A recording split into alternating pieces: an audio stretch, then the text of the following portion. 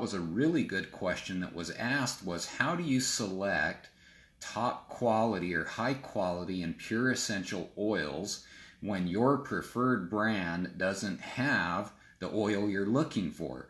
So maybe you buy most of your oils or all of your oils from one particular brand, and then you want one that maybe is not as common, and all of a sudden they don't have it, and so now you're stuck trying to find another brand and to get that essential oil that you want to have in your essential oil arsenal.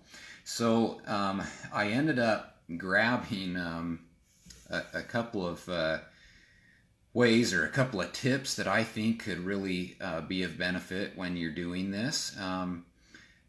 One is, I think that transparency is key. Transparency from the brand that you're going to purchase from. That's really important because that's going to allow us to really have the data that we need in order to decipher or determine if it's a high quality oil. And so transparency is important. And that involves being willing to share the constituents that are inside the essential oil. So we're sharing the testing or the test results for our essential oil in order to do that. Now, not all essential oil companies do that, but that is the way to determine if you have a high quality oil. Is at the very least we need a GCMS test. So I wanted to mention real quickly, just so the person knows I'm answering their question, but this was a question posed by Stacy Mazin. I hope I said your last name right. If not, I apologize, but she was the one who posed this question.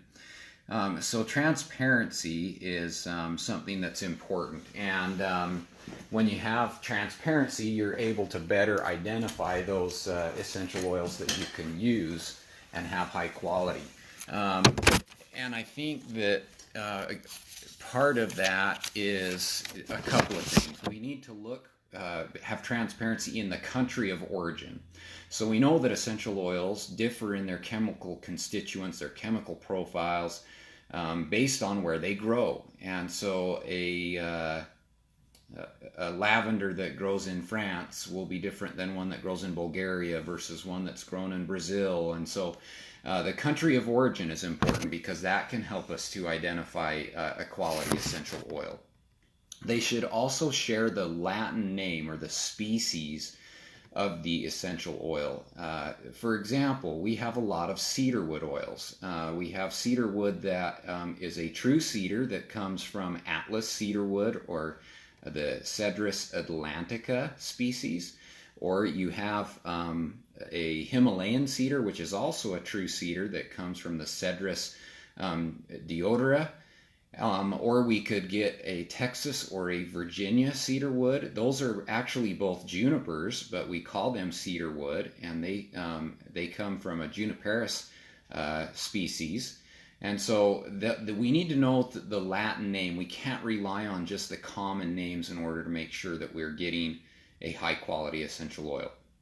I alluded to also the chemical testing. So if they've done a GCMS, a gas chromatography mass spectrometry test, then they should share that with you as the consumer.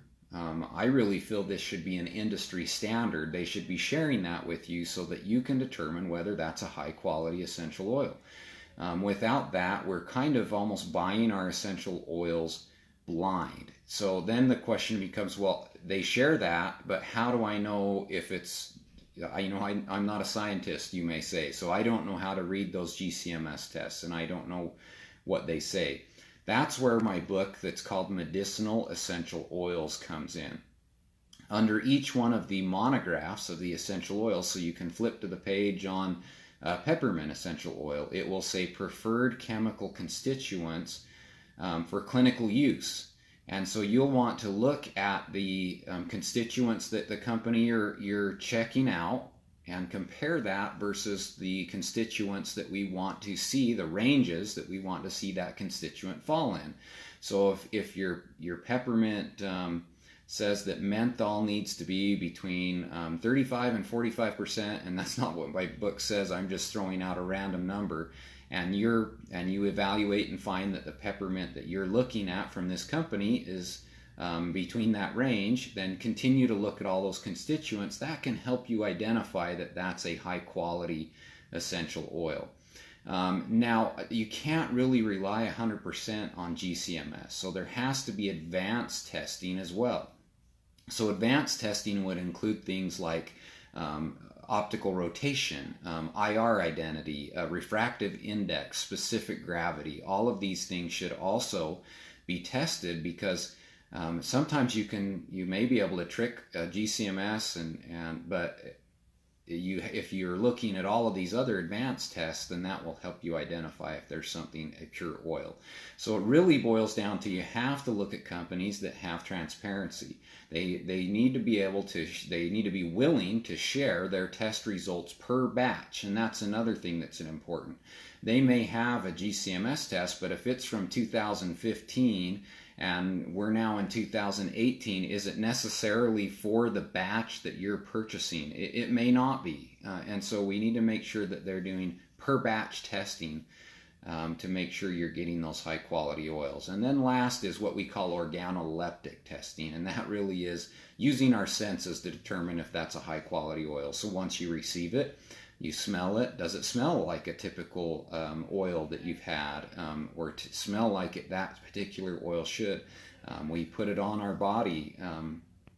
I have had samples sent to me that when I looked at them, and I could tell something was off because I put them on my body and they just did not have the right viscosity, the right feel, and so I could immediately say, this actually is not a pure essential oil. It was probably a mixture of hydrosol and essential oil. So those are some of the tips that I think can just help you, guide you as you look for essential oils if your preferred brand doesn't have the oil you're looking for. And that happens because we actually know there are about 3,000 essential oils known currently right now, from about 2,000 plant species. Now, only 200 to 300 of those are considered commercially or medicinally important right now, but that's a lot of essential oils to choose from. And so most essential oil companies are not going to have all 300 of those oils that are considered commercially and medicinally important. And so you may want one of these rare or kind of boutique essential oils, and that's okay. So if you want to search for one of those, just make sure you're looking in my book, checking the monograph for what that essential oil should look like. Use those other tips, and hopefully that will get you a high quality essential oil that you'll be able to rely on and use and enjoy. So hopefully this has been helpful to you, and keep using those essential oils. The daily use is really what allows you to get the maximum benefits, is regular daily use. So keep using them. Stay healthy, and until next time, this is Dr. Scott signing out.